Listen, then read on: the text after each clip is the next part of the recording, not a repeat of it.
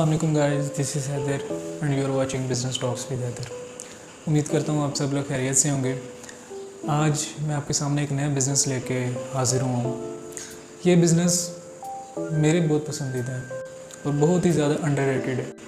Underrated से मुराद ये है कि लोग इसको बहुत हल्का लेते हैं, लेकिन मेरी नज़र में ये बहुत ही ज़बरदस्त और प्रॉफिटेबल बिज़नेस है। मैं बात करने वाला हूँ स्टेशनरी बिज़नेस की। स्टेशनरी बिज़नेस से मुराद ये है कि आपने स्टेशनरी बाई करनी है, बाई करने के बाद उसको सेल करना है और बीच में से प्रॉफिट अपना अर्न करना है। बिज़नेस स्ट्रेटजी थोड़ी सी मैं आपको बता दूं कि इसमें बाई जो है ना वो आपने करना है।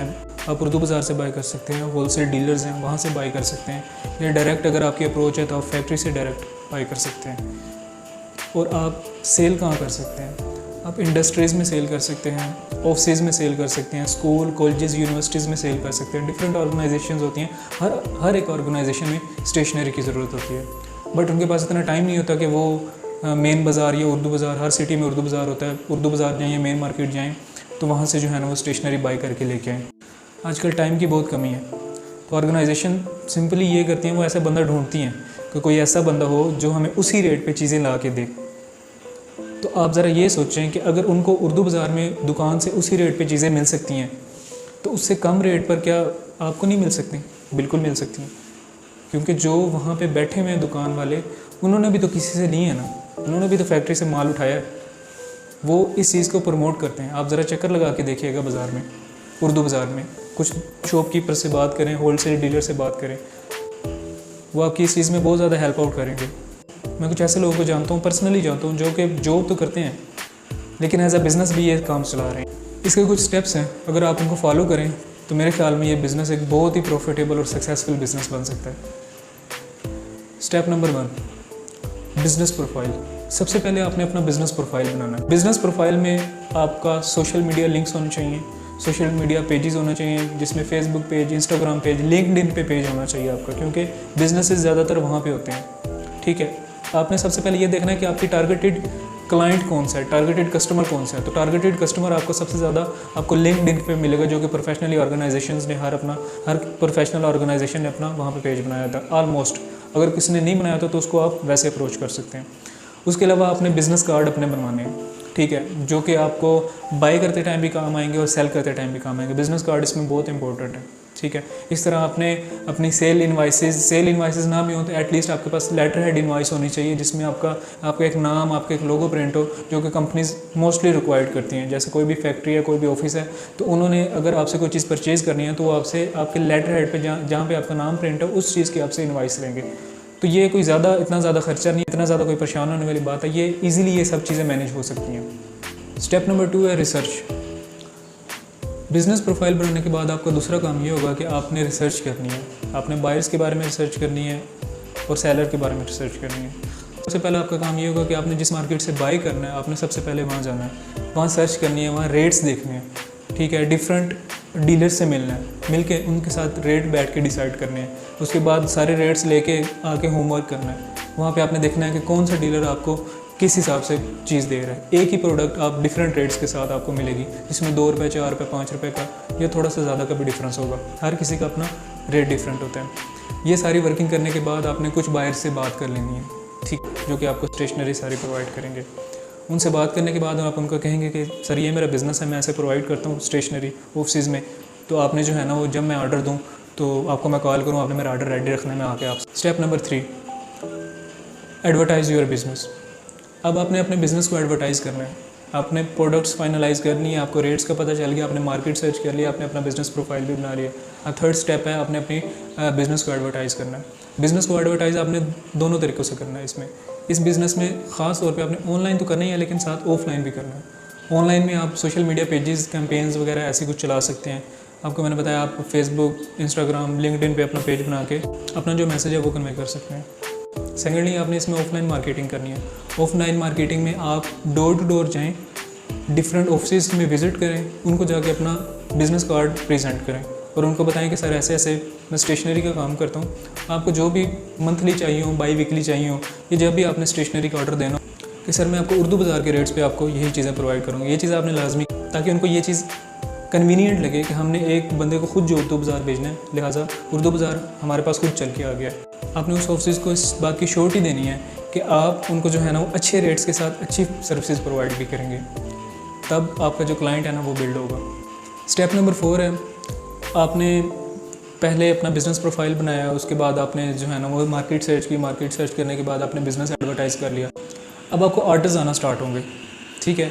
आपको ऑर्डर आया, आपने क्या करना है कि सेम डे, जिस दिन आपको ऑर्डर आया, आपका जो वेंडर है आपने उसको कॉल करनी है कि सर ये मेरा ऑर्डर है, आप इसको रेडी कर ले, मैं आ रहा हूँ। आपने सेम डे जो है ना वहाँ से चीज़ कलेक्ट करनी है, वहाँ से स्टेशनरी कलेक्ट करनी है, कलेक्ट करके आपने जो है ना वो ड्रॉप कर देनी है जो भी आपका डिलीवरी पॉइंट होगा, ठीक है। उसके साथ आपने अपनी इनवाइस प्रिपेयर कर लेनी है, रेट्स पहले देख लेने हैं, उसमें अपना प्रॉफिट ऐड करके आपने इनवाइस प्रिपेयर कर लेनी है। इनवाइस प्रिपेयर करके आपने ऑर्डर के साथ वो इनवाइस उनको ऑफिस को ड्रॉप कर देनी है। मोस्ट प्रोबेबली आप रिक्वेस्ट कर सकते हैं स्टार्ट में जो है ना, आप सर मैं अभी क्रेडिट में काम नहीं कर सकता, आप मेरे कैश टू कैश काम करें। तो ऑफिस थोड़ी स्टेशनरी होगी तो वो कैश टू कैश आपके साथ काम कर लेंगे, लेकिन कुछ बड़ी इंडस्ट्रीज़ हैं जो कि क्रेडिट पे काम करती हैं, लिहाजा उनको अभी आप फ़िलहाल एंटरटेन ना भी करें। अगर आपके पास थोड़ा सा सरमाया, थोड़ा सा कैपिटल ज़्यादा, तो उनको आप एंटरटेन कर लें तो बहुत ही अच्छी बात है, वो आपके रेगुलर क्लाइंट्स बन जाएंगे और उनमें आपका अच्छा खासा प्रॉफिट हो सकता है। लेकिन फ़िलहाल आप कैश टू कैश भी काम करना चाहते हैं तो डिफरेंट ऑर्गेनाइजेशन जैसे एजुकेशनल इंस्टीट्यूट्स हैं या दूसरे और ऑफिस हैं, छोटे ऑफिस हैं, वो कैश टू कैश काम करते हैं, लेकिन जो बड़ी इंडस्ट्रीज़ हैं वो क्रेडिट बेस पे काम करती हैं। लिहाजा आप दोनों को अपने तरीके से एंटरटेन कर सकते हैं।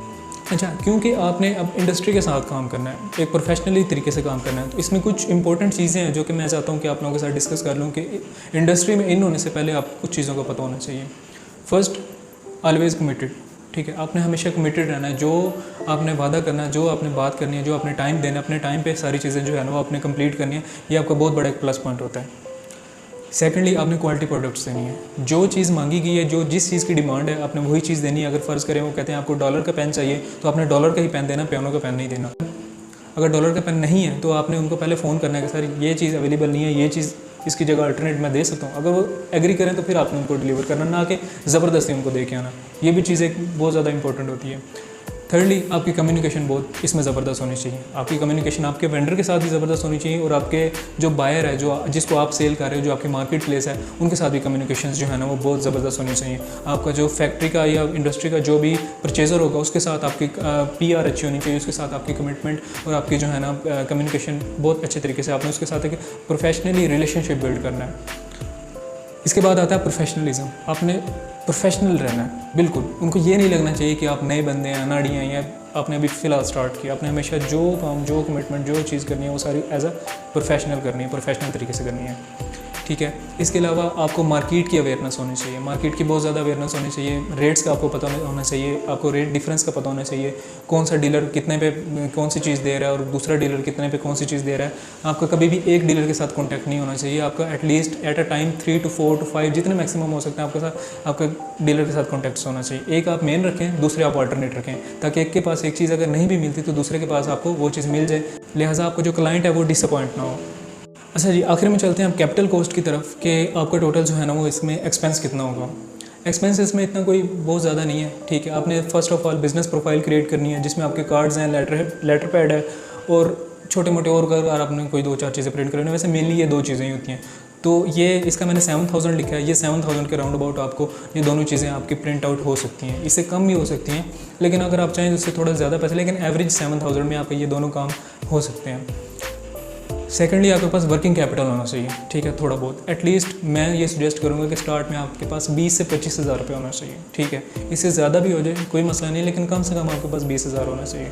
वर्किंग कैपिटल से मुराद ये है कि आपने चीज़ बाय की है, उसके बाद आपने चीज़ सेल करनी है, ठीक है। आपने कोई स्टोरेज नहीं करनी, कोई मटेरियल मंगवा के नहीं रखना, कोई कुछ नहीं करना। आपने सिंपली एक वन हैंड से बाय करनी है और सेकंड हैंड से जो है ना वो अपनी चीज़ सेल कर देनी है और बीच में अपना जो प्रॉफिट है ना वो रख लेना है। इसके लिए भी आपके जेब में कुछ ना कुछ पैसा होना लाजमी है, ताकि आपको कुछ ऑर्डर आ जाता है। जाहिर सी बात है, जितना भी ऑर्डर आता है आपने पहले बाय करके उनको पेमेंट करके, स्टार्ट में आपको क्रेडिट कोई भी नहीं देगा। जैसे जैसे आपकी वर्थ बन जाएगी उसके बाद आपको, अगर आप आगे चीज़ क्रेडिट पे दे रहे होंगे तो पीछे से जो डिस्ट्रीब्यूटर है उसके साथ आपकी PR बन जाएगी, तो उसके बाद वो भी आपको क्रेडिट पर चीज़ देगा। लेकिन फिलहाल स्टार्ट में आपको क्रेडिट कोई नहीं देने लगा, आपको कैश पे काम करना पड़ेगा दोनों तरफ से। लिहाजा आपके पास इतना इनफ कैपिटल होना चाहिए, इतना वर्किंग कैपिटल होना चाहिए कि आपको जो भी ऑर्डर है, जितने का ऑर्डर है, एटलीस्ट आपको बाय करके आप उसको सेल कर सको। तो ये टोटल इन्वेस्टमेंट बनती है ऑलमोस्ट 27,000 की। और जो रफली मेरे 1-2 लोगों से बात हुई है वो तो माशाल्लाह अच्छा खासा अर्न कर रहे हैं, ठीक है। वो तो क्रेडिट पे काम कर रहे हैं, तो वो कहते हैं जी हमारी जो है ना वो तकरीबन कोई 8-10 लाख की जो है ना वो मंथली सेल होती है, ठीक है, जिसमें उनको अल्हम्दुलिल्लाह 1 लाख रुपए तक जो है ना वो कोई 70,000 किसने बताया, किसने 80,000 बताया, किसने 1 लाख प्लस तक बताया कि वो अर्न कर रहे हैं। और आप भी इसी तरीके से अर्न कर सकते हैं। वीडियो अच्छी लगी हो तो लाइक और शेयर ज़रूर कर दें। अब तक के लिए था इतना ही। That's it, see you in next video. अल्लाह हाफिज़।